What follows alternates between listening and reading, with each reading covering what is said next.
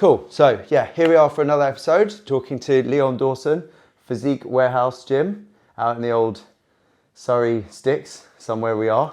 You can obviously find it online, find out where we are. We're not being that shady, we don't want to tell you, we're just outside Molesey, but I don't think anyone, if they're seeing this somewhere else in the world, they're going to know where that is. But yeah, so, I mean, Leon, we'll suppose we could start with the gym, yeah? Yep. Yeah, so you were mentioning to me earlier that you rescued this, well not rescued it, but you've taken over this gym now for quite some time. Yeah, so I attended the gym for a few years, probably 10 years before getting involved with the taking over of it. It was a really good gym, it had a really nice community and stuff with it. And the owner who owned it before was a bit older, and he started to sort of fall out of love with it. He wasn't really interested in putting any money into it or bringing it up to date. So it was kind of dwindling. A lot of the boys that was part of the community were sort of going off elsewhere, looking for other places to train. So we kind of took over, brought it up, modernised it, and yeah, here it is today. And the thing about this gym, for anyone who hasn't actually seen it in the flesh and stuff like that, as opposed to your sort of Globo gyms or your pure gyms and things like that, or maybe your high ones with the pool, this is a proper gym. Yeah, this is a proper gym, yeah. We've got guys that have been training there for sort of maybe nearly 30 years now. Yeah. So they're real diehard gym fanatics. We have modernised it a bit. We've brought it up to date. There's now a lot of female members. Before we had a little bit of stigma attached where it was sort of like a bodybuilder's gym, and we've sort of kind of shifted away from that, but just the old members are still happy with the way it is. Yeah. I think back in the day, I mean, especially when I'm obviously nearly 40 now, but I think when I first heard of it, which was probably way before you took it over, it was very much like a builders and steroids gym. That's exactly what it was. So you either had to be a builder or you had to be on steroids to go. That's exactly what it was, yeah. And that was also back when that part of Molesey was like, you were literally driving into the middle of nowhere to go there. Yeah. you know, and now obviously everywhere around here is just filling in. And but still, you guys have created a real like sense of community. You still do things. You have your birthday there. And we have a birthday every year as our anniversary, and we get a lot of the community involved. Even people that don't come to the gym, people that live in the local area, they all come over. They bring their children, and it is real good. What's that wheel? What was that? You still do that every year? Yeah, we do different things. Yeah, we do sandbag challenges. We do just bits and bobs. Now we've got a food truck outside, the Lit Kitchen, which is sells food there, which is great. Oh, wicked. So yeah, it's got everything there. And you've got a nice smoothie bar. Or like, we sell shakes and stuff like that. Yeah, it's good. And on a Sunday, a friend of mine works there, and he does the whole Sunday on his own, and we go up there and keep him company and get a pastry or two, a cup of coffee, and a lot of the boys just have a chat, talk about their personal life and stuff. It's good, man. It's therapy. Yeah, and then what a tie-in. I mean, you can take my. So obviously, yeah, part of this podcast, part of what I want to talk about, why I want to find different people to get their opinion on life, is about mental health and how, especially men, obviously everybody, but how does everybody feel about their mental health at the moment? How they possibly can use fitness as well? Yeah, fitness is a real important tool to use for mental health. If I don't go to the gym, if I get up and train, even if I'm not feeling good, I'll just do a walk on the treadmill or something. I have to have stimulated my body almost to stimulate my mind. If I sit at home and don't go to the gym, my whole day is just gone downhill. Yeah. It just doesn't make you feel good. Lockdown was quite a hard time because a lot of people wasn't getting out and wasn't able to train. So it just goes to show you that it can have a real slide effect. Training and getting up and just stimulating your mind to some degree just massively helps. Brilliant.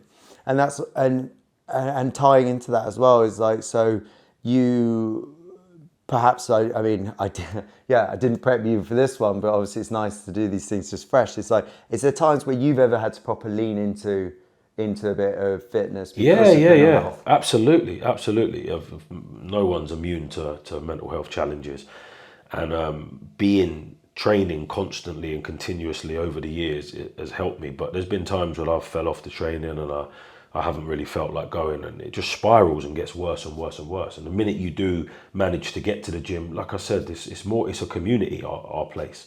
So a lot of the time people come there to just have a coffee, sit, have a chat, and go home feeling better just from that, you know. So it's not always about lifting up weights or exercising. It just, a lot of it's the community that's based around it. So Yeah, having that routine as well. And sometimes, yeah, if your body's not feeling it and you are a bit just getting down there, because at least it gives you a reason to maybe get out of the house, not get caught in, silly arguments or be frustrated. Because I think obviously part of what's maybe happening is that, guys a lot, we either working in jobs which are not very active, or we're in these like cycles of like, we were talking about earlier, not challenging ourselves maybe. Yeah. And when you you let that kind of like, it's not like hopelessness, is it? It's kind of a mix of like, when you just sit there and you're like anxious, but because something's not quite clicking. You're not living how you're supposed to be living. I believe a lot in nature, and I believe a lot that we're just animals. So if you had any animal living in a situation that wasn't serving the animal, it wouldn't be doing very well, would it? And that's the way I look at things. So even sort of like hunting, fishing, out with the dogs, things like that, they massively help, because they're pointing you in the path of what you're supposed to be doing as an animal. So it stimulates you and helps you. And we are physical creatures. We are supposed to do exercise. If you had your dog and you left it on the sofa for 3 weeks and it didn't do any running or any chasing squirrels, it wouldn't be getting on very well either. So good analogy. I like that. So we've got idle hands make idle hands left to do nothing, makes the brain go crazy. I'm literally destroying all of these sayings. Yeah. And then obviously a caged lion or a caged animal is never going to really be living to its fullest. I mean, Leah, let's just get straight into this, and we can obviously go back to the whole like fitness thing. So in the UK at the moment, for those of you who don't know, those of you watching anywhere, if this is going out far enough, we are obviously having some situations with larger dogs. Again, this is not the first time it's come up in my life, and I think we're kind of similar ages. But you obviously have two beautiful dogs. I've got 4 actually. Oh really? Oh okay. I only saw the 2 big ones. Yeah, I'm a real dog person. Oh right. Okay, wicked. So tell us about them then. So it started, I didn't have dogs growing up, to be fair, so I wasn't really into dogs. I was a little bit scared of dogs. The opportunity came up for me to have a dog, and I got it, and it was the best thing I ever did. Again, I didn't realise how much of life I was missing out on without having a dog. That, again, just having a reason to go out, so out in the woods and walking and things like that, they help. But they help with your mental health massively, and the dog obviously contributes to that. And then you've got a companion. You never feel like you're actually alone. You've got to do training with the dog, and there's more to pour into, and you get out of a dog what you put in. So right, and I mean, so the bit that people might be missing, but to fill in a little bit of the backstory is that obviously larger dogs are seen as scare people. That's one thing. Can be seen as weapons. And then also, just to give you all of the bits that I'm trying to think about, is that you mentioned there about training, is that a lot of dog owners are saying that clearly this is a problem about people buying the dog because they want it for a look or for something like that, and they don't have any clue how to look after or train a dog. And that is also the same for small dogs. There's plenty of small dogs, I know because I used to work in the property industry, where plenty of people buy a small dog and put it in a one bed flat and never take it for walks and stuff like that. And so tell us a bit about that training. Tell me about your training mentality. So with the dog situation, I think it's extremely. We get caught up with dogs because we like what they look like. Yeah. Some of them are fluffy and cute, or your girlfriend picks one or whatever. But I think it's extremely important to understand yourself, understand your lifestyle, and then get the right dog for your situation. And I don't think we do that enough as dog owners, especially first-time dog owners. And then what happens is we end up with a situation, whether it be a Jack Russell that wants to go down the hole and chase rabbits or chase foxes, we're not kind of prepared for that because we didn't really look into the breed and if it was the right breed for us. So I think finding the breed that works for you, rather than going on Instagram and looking at a picture and going, oh my God, that dog looks really good, I'm going to get that. That's the worst thing you can do. You have to pick the right dog for your situation. Whether they're good with kids, if you have children, if they're not good with kids, how much exercise they'll take. Are they easy to train? Are they not? Are they aggressive to other dogs? Could they be aggressive to people? There's a lot of elements you need to cover before buying a dog. Right. And obviously we're seeing that irresponsible dog owners are not doing that. And then when you buy a dog, I mean, you have to, because I don't have dogs. My wife has dogs in South Africa. And I mean, actually, it's funny. My wife's father had South African bull boars, Okay. yeah, and but they were always. Whenever I met them, they were very old, so they were. It's the end of their life, and sadly, but they were. He always said that they were outside dogs.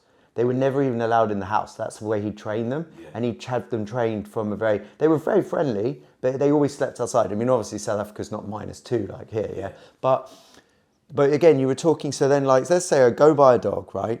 What sort of like. You've done your research, yeah, but like, how do you actually just tell us a few top tips on like your top 3 tips on how you would start training or learning to train your dog? So again, like I said, first of all, you've got to pick the dog which is suitable for your lifestyle. Okay. And then once you've done that, you then can start to have an idea of what this dog is going to take to train it to a level that you want it to be. Because obviously there's different levels of training. You might have your dog just being able to sit and lay down might be enough for what you're going to use it for. But if the dog is going to take more training, then you have to be able, whether you pay privately or whether you do it yourself, be able to give that dog what it needs. Sure. And like I said about humans a minute ago, when a dog is not stimulated, if a dog has a purpose, let's just say for argument's sake, we choose a dog that chases rabbits. If you don't let the dog chase rabbits, the dog will be cooped up indoors not chasing rabbits. And it's not going to do very well. And dogs have brains as well as us, and their mental health can be not stimulated. They can be depressed. Then that's a big issue why they lash out and hurt people. Because you're getting a big dog that needs a lot of commitment, that has a lot of drive, that wants to be doing things, challenging itself, and you're not letting it do that. So the opportunity when it does get to do that outside of the park, it's chased an old lady's dog and killed it, or chased a man down and bit him. Yeah. That does happen because the dog is not having an outlet for what it needs to have an outlet for. Yeah, of course. And and I mean, you obviously, I think even another analogy is like beagles as well. Like, for example, people love buying beagles. Yeah. They don't realise that a beagle can nearly eat itself to death, isn't it? It doesn't know when to stop. And same golden retrievers are they also do that, don't they? They're so greedy. That's why they're so easy to train golden retrievers.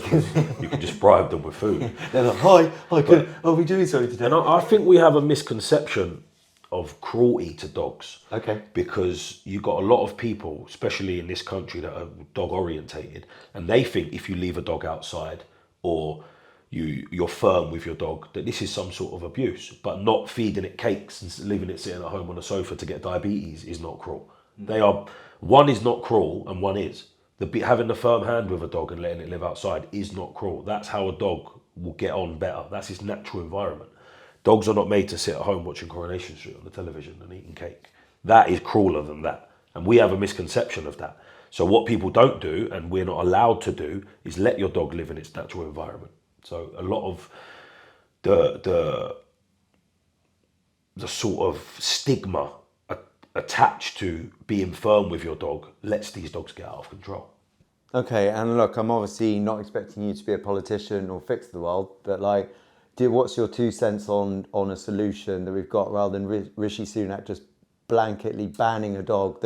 So for the context of this story is that at my gym we have 2 dogs, which I'd say we because they are obviously the owner of the gym's dogs, but we've met these dogs all the time we go to the gym. They have their cages, they're very well trained, but they're also beautiful, stunning dogs. They're very friendly, but they are massive. So they're 2 XL bullies, I'm pretty sure, and Eddie, and then Eddie got a little brother who's not little, but they're gorgeous. I've known them though for like the whole time, but then just completely randomly, I had somebody knock at the door the other day doing like a survey, right? And again, it's on my mind, so I've mentioned it just about. She said something like, "Oh, I've even been to people's houses and they've had big dogs," and I'm like, "Oh yeah," and literally like the Daily Mail. She just turned around and went, "It's terrible. They should all be taken away."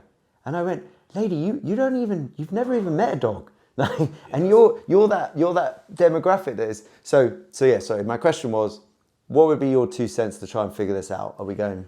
Yeah. So, with this sort of ban coming up, or as it were, or demonizing dogs, you've got to think how many XL bullies exist in the world to how many XL bullies are attacking people. Okay. It wouldn't even be 1%. So you're going to ban the whole breed for 1 or 2 dogs acting erratic. rather than looking into the reason of why these dogs are acting erratic. Okay. That would be the solution. It would be like a Chinese man committing a horrible murder in Asda and then saying all Chinese people are bad. He's not representing all Chinese people, is he? This is a one-off situation. And it is almost like racism. You're literally, I have 4 dogs, 2 of them are the same breed, and 2 of them are father and son. They have completely different temperaments. Right. So you can't tell me that aggression is breed specific. It's not. Okay. Dogs generally are taught these traits, and if they're not taught them, they're allowed to get away with these kind of behaviours without being checked. So a couple of weeks ago, I was at the park, and I called my dog, and he ran off and he wouldn't come. When he came, I whipped him on the bum with the lead. Now, my dog weighs 50 kilo, and he runs full pelt and headbutts the car, and he's not fazed at all. You can't hurt him with whipping him on the bum with a lead. And the lady was absolutely outraged. So I had to say to her, okay, well, this dog is a large dog and it's capable of harming me and harming members of the public. So what would you have me do? Discipline my dog to stop it from doing this, or let it run wild, and you're going to have a problem with that. You can't have a problem both ways. I have to do one or the other. I have to let this dog be completely out of control, or I have to use a firm hand to discipline it. What one would you like? And because the demographic of people in the UK think that using a firm hand or disciplining your dog in a certain way is cruel, a lot of people let the dogs get away with. Right. And then what? But then what also? Like, what about then, like, say, licenses and things like that? So obviously, some people, it's their job to breed dogs, right? Yeah. And then if the ban came out, unfortunately, you do hear these things. I think it's happened in other sort of things where, and they'll just, like, just cull all the animals, for example. Yeah. If they don't see it, if it's going to cause a problem to a business, theoretically, a business person who may love animals may also just take an opinion that, like a cattle owner in America would do, and just be like, well, I'm going to have to cull this herd. So then by banning a dog, we're going to see more dogs being killed for no reason. But then the ones that are already in existence, then it's going to make them more scary to say people on the street.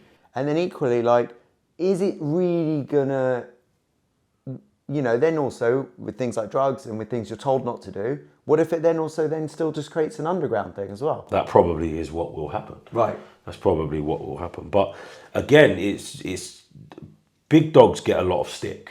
They don't, in my opinion, small dogs have worse behaviours than big dogs. But small dogs are allowed to get away with it because it's not deemed as scary. So if I came into your house and you had a chihuahua that was chewing my ankle, you'd go, I don't mind him, and he'd get shooed away. If your big dog barked at me, you think, oh my God, he's going to kill me, let's call the RSPCA, he's dangerous.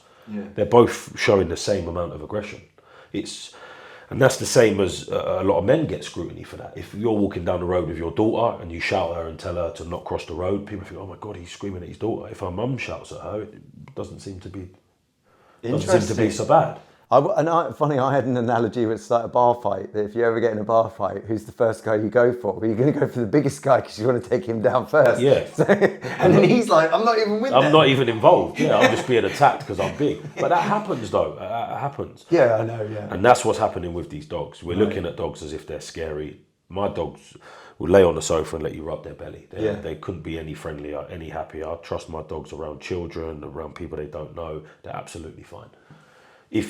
But again, they do have limits. Like you can't take advantage of that. You can't just want to break into my house and expect to not be harmed by these dogs, because that's their temperament. Yeah, and equally you wouldn't just, like, also people who don't have dogs sometimes don't have good behaviours. They don't ask, can I stroke your dog? Yeah. Or like, I think one of the posts that made me reach out to you the other day is that you're just sitting there in your car, eating or relaxing, And maybe people do like dogs, They're those sorts of people. They like dogs, but they're not thinking. So they're like, they come up to your dogs when they're in the car, and your dog's obviously looking out for you. Exactly. Because you're their leader, and that's their job. I had a situation once where I was meeting a friend at a pub, and I tied my dog to the bench, and I literally went in just to see if he was there. And I came out, and there was a lady that got my dog's head and went in his face, and I was panicking. I ran out. I was like, "What the hell are you doing?" She was like, "Oh, he's okay." And I said, "But if he reacts to that, he's going to get put down. I wouldn't react very well to that if you did that to me, or neither would you if I did it to you. You have to have boundaries." Yeah, a I mean, a lot of dogs are not meant to respected. No, they're Yeah. not. People You're just not- come over and yeah. touch them, do what they like, and then they're the victim if it goes wrong. Yeah. You definitely can't motorboat a woman in a pub. Absolutely not. No, I wouldn't even dare try it. But Sorry, it was. too easy. She absolutely. The worst thing was she saw nothing wrong with it. Yeah. And then she would have played victim if it went wrong. Sure, You know? sure. If I stroke someone's dog at the park and the dog bites me, the dog is not to blame. I shouldn't have stroked the dog. Yeah, yeah. I mean, yeah. So, well, I think we covered that then. So, yeah. So, final, just super quick. So, would you know? What if it was licenses? Do you think licenses? I think licensing might help. But do you think that should just be anyway? It should be like not licensing like a kind of thing, but it's like, you know, if you're going to buy a dog, you should equally, as you said, there's other forms of cruelty to a dog. Keeping it in a very small absolutely, flat, not buying it because, also for like a relationship, let's buy a dog. People do that also with kids, like, the marriage is breaking now, let's have a kid, and it's just as bad as having a dog. But people contact me literally weekly asking me to help rehome dogs that they got that they don't know what to do with. And it's not all, the majority of the time, it's not aggression. It's just, this dog's too big, I can't handle him. He likes to chase squirrels around the park and I can't control him. Or my ex is scared of him, or my new boyfriend doesn't like him. Or there's just a number of reasons, or he eats too much food. So people don't really think about the purchase of a dog. I would say that there should be some sort of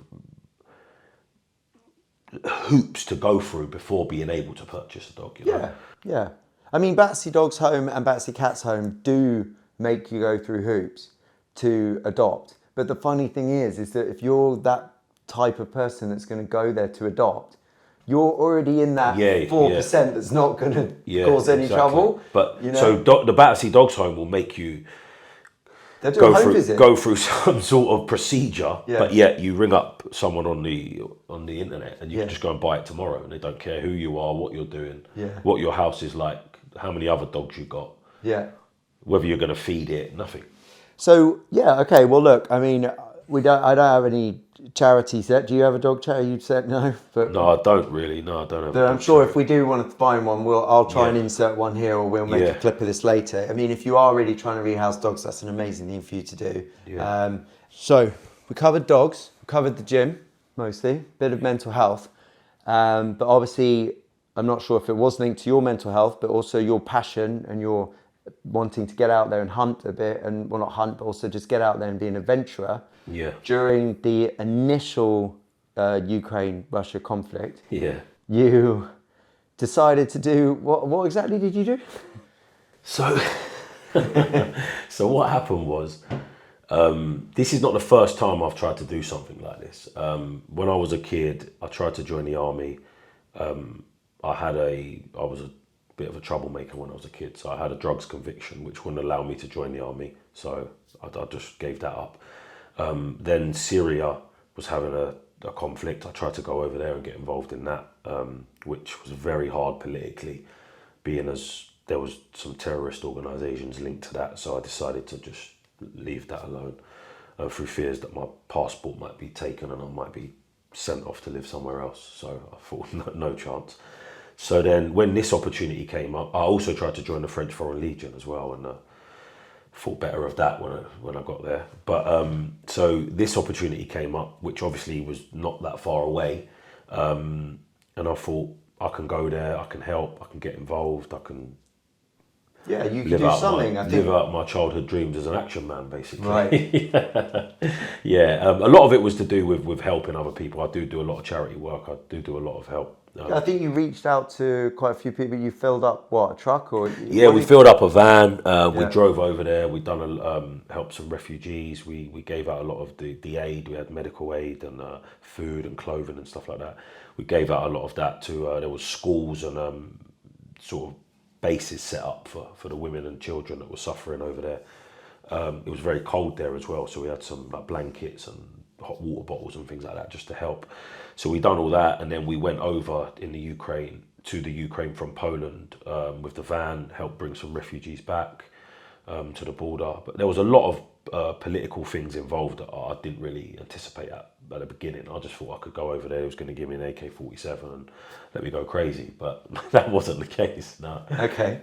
So tell us. So literally, like, you people don't probably fully get how it is like, what, it was a 24-hour drive. Like you just get, maybe a bit longer, but you literally just drive, get on a ferry from here. I didn't even get on the ferry. I drove through I got on the Eurotunnel to France, and then from France we drove through Germany, Holland, Belgium, a load of other countries, all the way over to Poland, based up there, and then we went over into the Ukraine. Yeah, it's literally just a car drive away.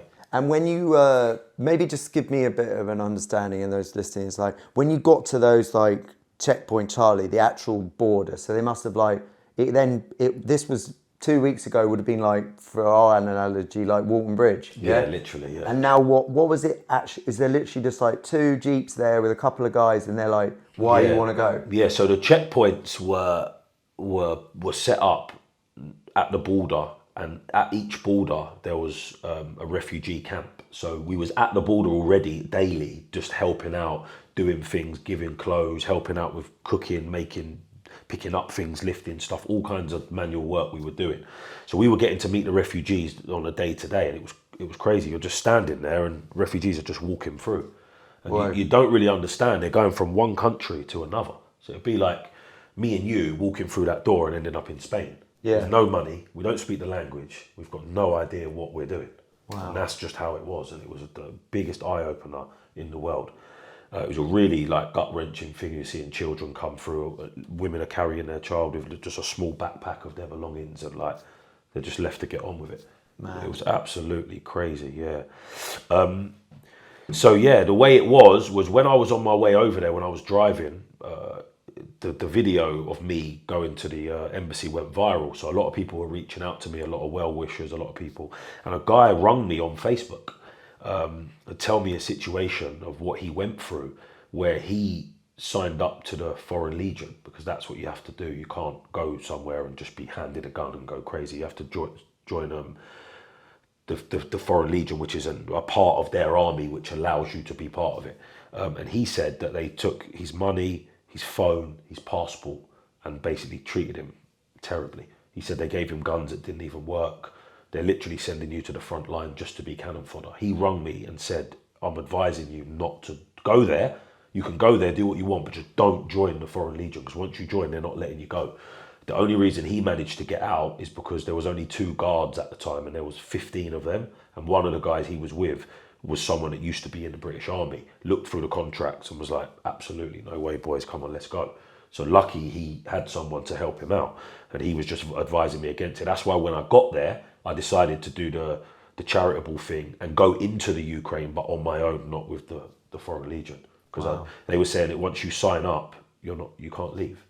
Yeah. You're there until the war is over, until they let you go. And he said they were treating them absolutely terribly. They wasn't even happy for them to be there. You'd think that going and helping another country with aid and being a part, he said it wasn't the case. Mad.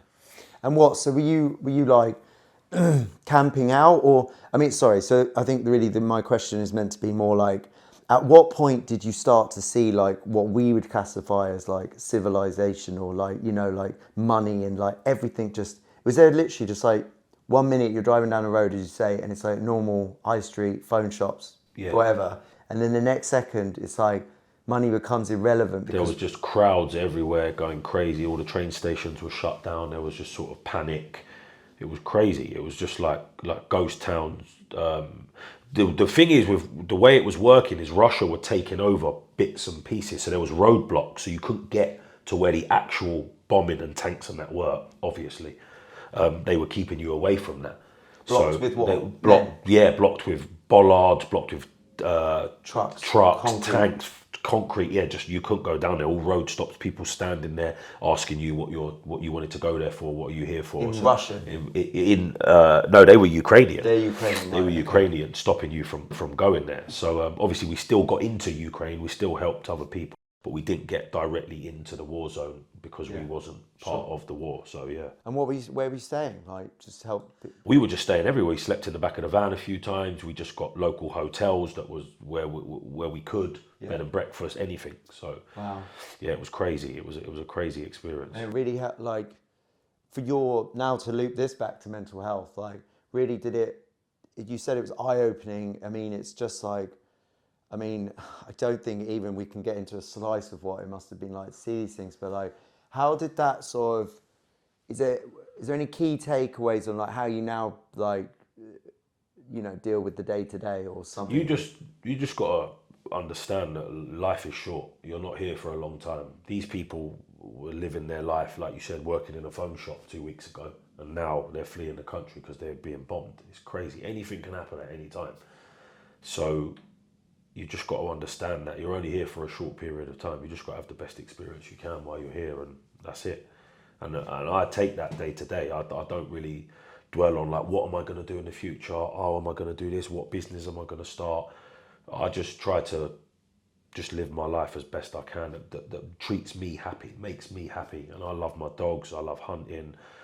I like camping. I like things like that. Luckily, I'm a very humble dude, and that keeps me grounded, and it keeps me at a level head where I don't really need to chase other things. So Yeah. I'm lucky that I'm like that. Yeah, I know, because I did ask you about that, whether like, sometimes you get this mentality now online and stuff where everybody's like constantly side hustling.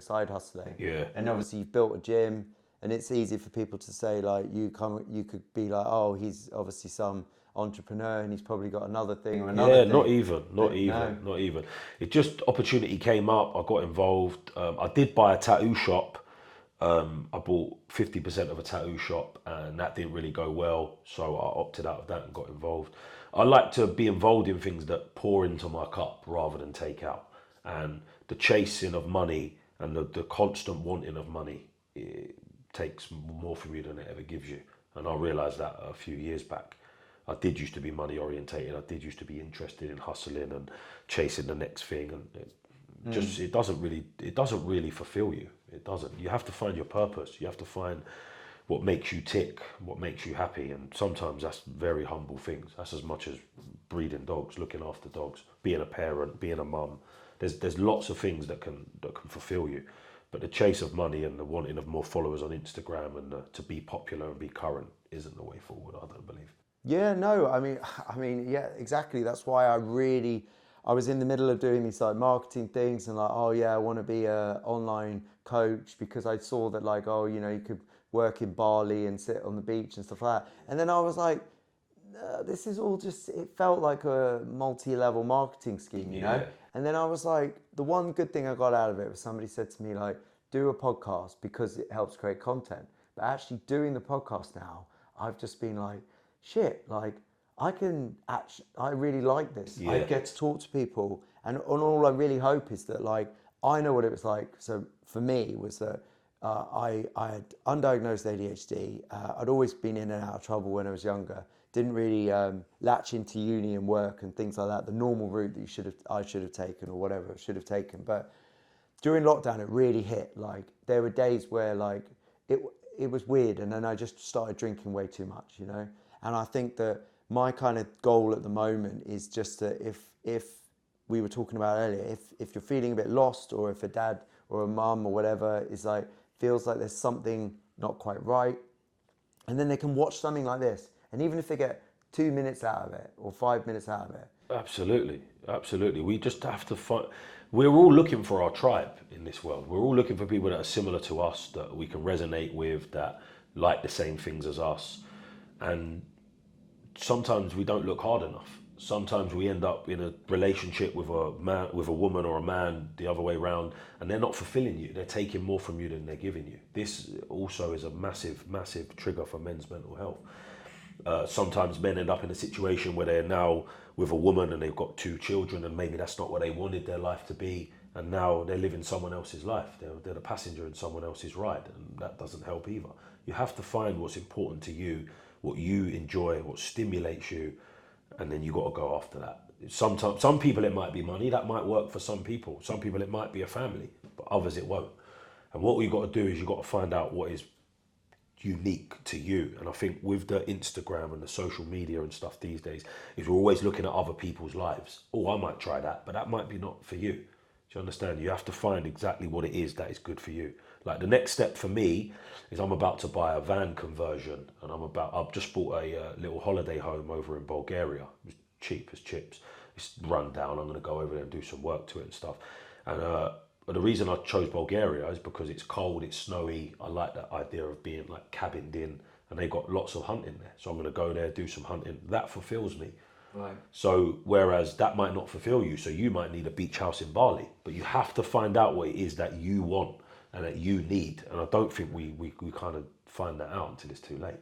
Yeah. And on the hunting then, so what are you hunting and how are you hunting it? So with hunting, it depends on where you are, because there's lots of rules and regulations to where you can and can't hunt. So at the moment in Bulgaria, I just know they have lots of hunting trips there. So once I'm there, I'm going to try and find some hunting groups, a community, and then get hold of part of that. And then Fine. So you're not fully into the Joe Rogan like bow hunting. I would love to do that. I'd love to do that. Yeah. I've got a bow. I'm quite good with a bow. I used to do archery when I was younger. I love things like that. I'm a proper man's man. I love things like that. I love out hunting with dogs. I like all forms of hunting. Okay. So yeah, I would absolutely be out with my bow, kill an animal, gut it, skin it, eat it.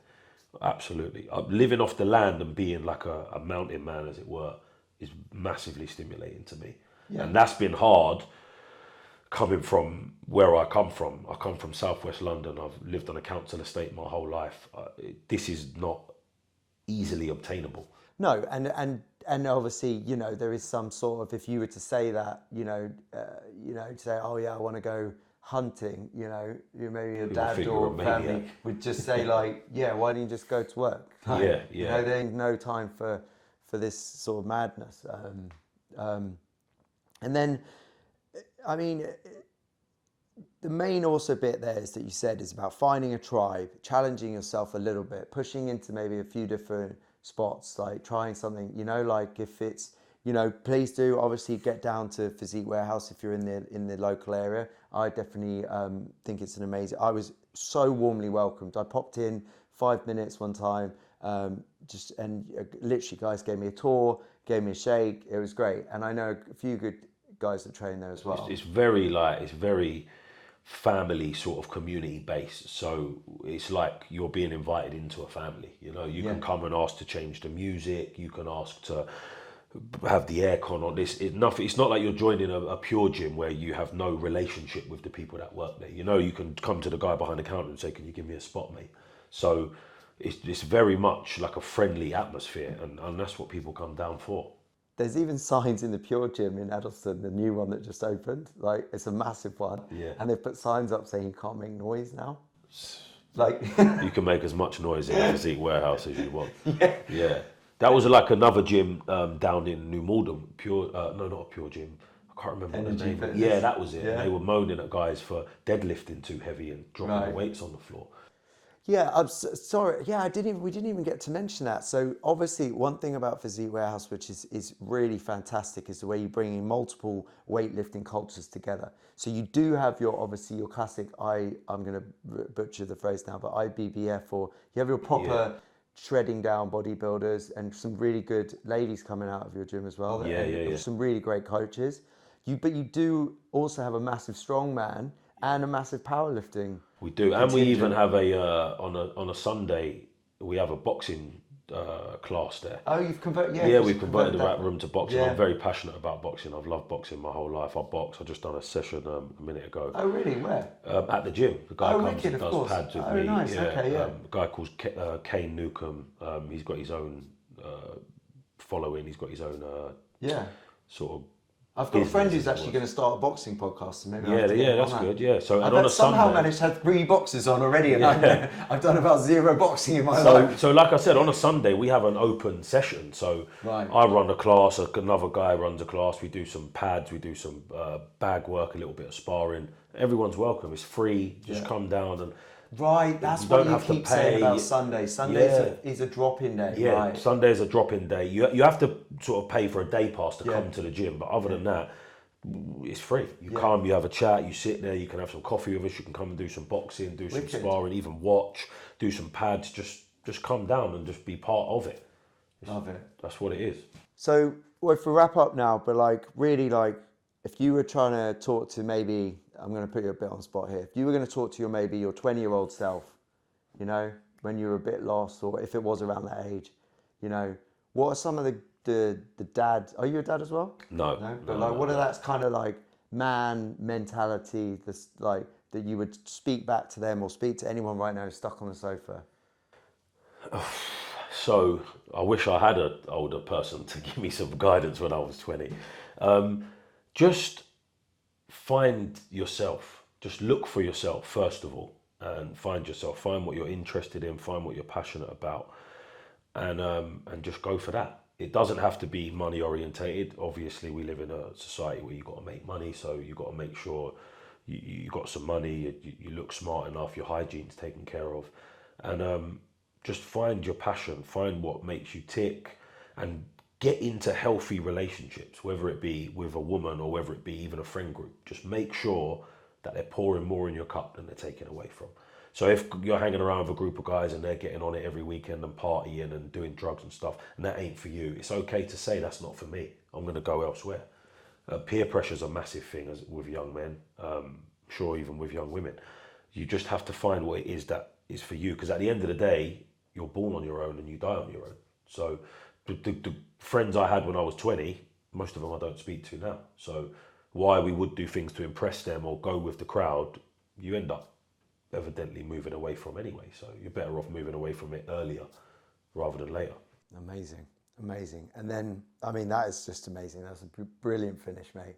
You speak so well, and I mean, I'd obviously really, it was so nice to get you, like you, I reached out to you, and you were like, you know what, let's do it. And then, you know, it's just that, a bit of that mentality, like just, you've spared maybe an hour and a half, 2 hours of your time today, you're a busy guy, but even if, as I say, even if this speaks to just one person, and in a year's time, they come up to you and just say, you know, I was 220, it's not always about weight loss as well, because I had someone on the day before yesterday, explaining to me, and I nearly missed the point completely, explaining to me the difference between how people now feel so fat shamed that they can't start their fitness journey. Yeah. So that there's this real like mentality around that if you are overweight, you must go to the gym. And I couldn't understand the way she was saying it, because that sounds like normal. Like, yeah, okay. If you're overweight, you must go to the gym. What she was saying was that you should go to the gym to enjoy. Yeah. And find a gym that works for you. Absolutely. If you're going because your mum or your sister or you've been bullied online, then yes, that's that dark power that makes Batman, you know, or makes Bane. But also equally, you shouldn't constantly live your life like feeling like bullied. No, not at all. There's other ways. Like I said, it's massively important that you find what's good for you. So while I might find it works for me on a treadmill, you might find it works for you getting a dog and going for a walk. That might work for you. You might join a rowing club, and you might enjoy swimming. I can't swim personally, but you might. So anything you need to do it's all about finding who you are personally. You can't be pushed to a gym if the gym's not for you. Exercise is for everyone, but not the gym is not for everyone, you know? Love it. And literally it's like when you're standing on the edge of that precipice, not precipice, but like, I think the only bit where I feel that people need a little bit of a push is that right now there's a lot of mentality of like, I'm not going to try that because it won't make me money, or because where's that going to go? Yeah. You don't know, do you? Like, you probably didn't know that. You knew like buying the gym, you'd learn some things, right? But I bet you didn't learn some of the things that really hit you until like year 5 after lockdown. Yeah. And you were like, this isn't about the money. This is about Sunday. This is about meeting people. Absolutely. You know? Yeah, absolutely. So you don't know where it's going to lead. Doing positive things generally have a positive outcome. So if you start doing things that are positive in your life, they might snowball into more positive things. And it's the same with negative. That's why shut those doors if we can't sit at home moping around watching series on the television, eating cake, and then thinking that anything's going to get better, because it isn't. We've opened the door to darkness, and darkness is what we're letting in. And it's the same the other way around. If you start, whether it be a fitness journey, whether you start lifting weights, whether you go for a walk, whether you do whatever, if you can go for a walk and take photos, that might be your new passion. You never know. And that will always lead, positivity always leads to more positivity. I love it. All right, well, yeah, absolutely amazing having you on. Thank you so much for your time today. And those of you at home, do check out the gym. And obviously, yeah, we'll catch you next time. Thanks very much. Cool, that was wicked. Perfect. Pleasure. Buddy. Really good at it.